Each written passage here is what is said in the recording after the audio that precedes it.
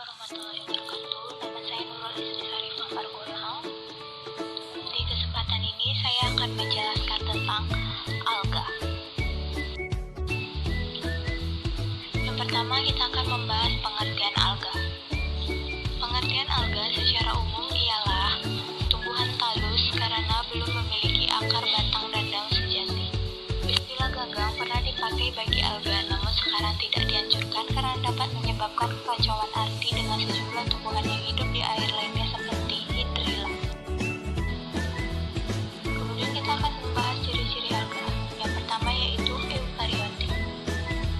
Tidak memiliki akar, batang, dan daun sejati, disebut tumbuhan talus.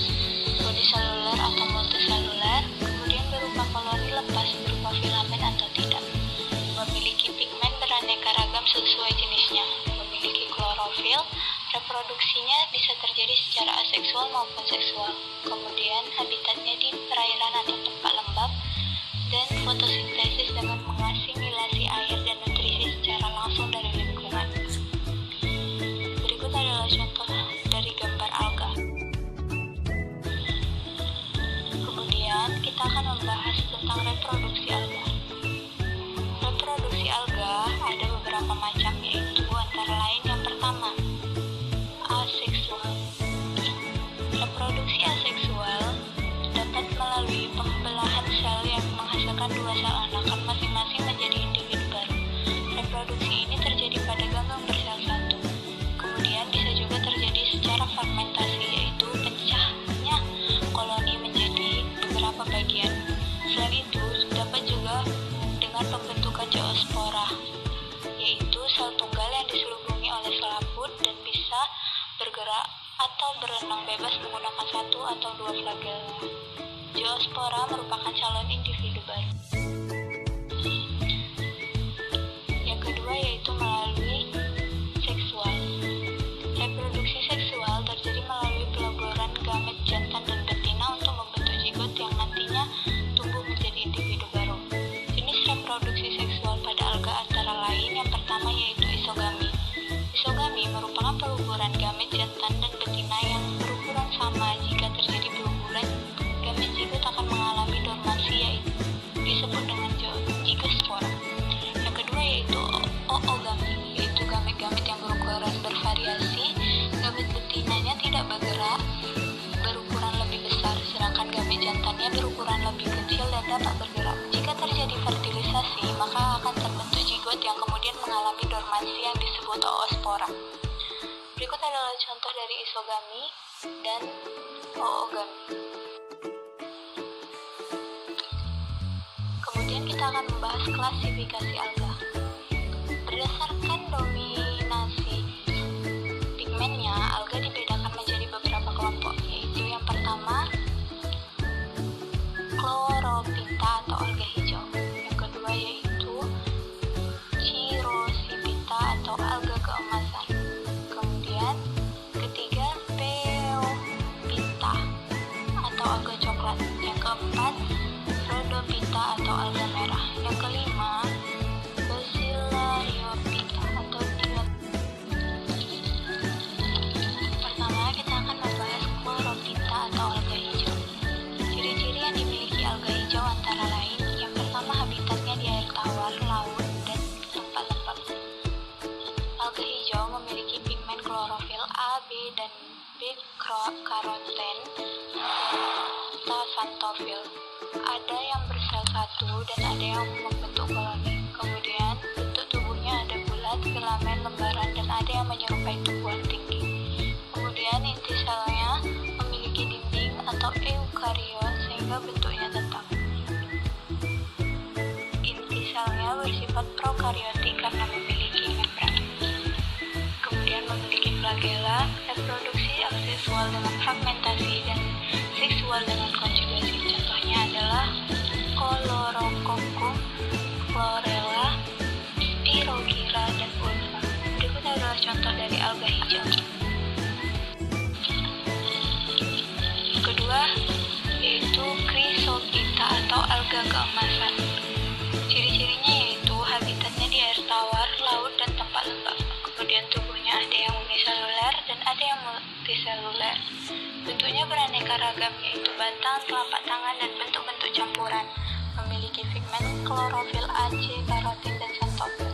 Penyusun utama plankton yang berperan penting sebagai produsen di lingkungan perairan laut adalah salah satu ciri dari alga keemasan. Kemudian reproduksinya terjadi secara aseksual dengan cara membelah, dan reproduksi seksualnya dengan cara oogami. Contohnya yaitu diatom atau navicula yang dimanfaatkan manusia untuk bahan dasar industri kaca, penyaringan, piringan hitam, bahan penggosok, penyekat dinamit, bahan pembuat cat, dan termis. Kemudian contoh lainnya itu ya sinuran dan Okomonas. Berikut adalah contoh dari alga keemasan atau Chrysophyta. Yang ketiga kita akan membahas Phaeophyta atau alga coklat. Bentuk tubuh menyerupai tanaman tingkat tinggi, memiliki pigmen fucosatin atau coklat yang dominan, klorofil A, C, violasatin, B-karotin, dan diadinosantin. Hidup di laut yang agak dingin dan sedang, dan sebagian melekat pada batuan dengan akar. Talusnya mengapung di perairan dan berukuran makroskopis hingga mikroskopis. Kemudian ciri lainnya berbentuk filamen bercabang, tidak bercabang, dan ada juga yang tegak. Kemudian memiliki kloroplas tunggal berbentuk cakram atau diskoid. Cadangan makanannya berupa karbohidrat yang disebut laminarin dan asam alginat. Memiliki jalur ringan transportasi seperti tumbuhan tingkat tinggi. Reproduksi aseksualnya dengan cara fragmentasi dan seksual dengan oogami dan isogami. Contohnya yaitu Laminaria japonica yang dimanfaatkan untuk bahan makanan, Sargassum dan Turbinaria untuk pembuatan obat antibakteri, antitumor, dan mengatasi gangguan kelenjar usus dan makrocistis. Berikut adalah contoh dari Phaeophyta atau alga coklat. Kemudian yang keempat, kita akan membahas Rhodophyta atau alga merah. Cirinya yaitu hidup di air laut dan sering disebut rumput laut. Talus bersel banyak dan berbentuk lembaran merah hijau. Pigmen dominan yaitu warna merah atau phycoerythrin. Tidak memiliki flagella, menghasilkan selulose sebagai bahan utama dinding selnya, dan bersifat uniseluler. Contohnya yaitu Gelidium dan Gracilla menghasilkan agar untuk bahan pengeras dan media biologi, dan Carrageenan yang dihasilkan dari Chondrus sebagai bahan pengental es dan mustard. Ini adalah contoh dari alga merah. Yang kelima yaitu Bacillariophyta atau diatom. Cirinya yaitu uniseluler, memiliki tudung keras atau frustule yang tersusun dari silika dan tertutup oleh lapisan organik. Inti sel di pusat sitoplasma berbentuk kloroplas, bervariasi yaitu cakram, perifel, pipih, dan seperti huruf H. Diatom yang mati akan mengendap di dasar lautan menjadi tanah diatom yang dimanfaatkan sebagai bahan penggosok, penyekat, dinamit, piringan hitam, dan pembuat cat. Ini adalah contoh dari diatom. Kemudian kita akan membedakan alga dengan lumut karena banyak orang yang berpendapat alga itu adalah lumut. Pertama kita akan membahas alga. Alga kebanyakan hidup di air tubuh, terdiri dari sel tunggal dan berkembang menjadi filamen-filamen. Percabangannya talus, tidak menentu, jumlah kloroplas dalam masing-masing selnya hanya 1 atau 2. Tubuh tidak memiliki stomata, tidak berbentuk embrio. Sporofit, hidup bebas, tidak bergantung dengan gametofit. Sedangkan lumut itu kebanyakan hidup di tempat lembab dan teduh. Tubuhnya terdiri dari beberapa lapis sel-sel parenkimatitis berbentuk embrio. Percabangan talus di kotom. Sporofit berkembang baik dan tergantung pada gametofit. Organ seksual bersifat multisel dan terlindungi oleh jaket sel-sel sperma. Sekian dari saya. saya atas penjelasannya. Kalau ada kata-kata yang salah dalam penjelasan saya minta maaf. Terima kasih.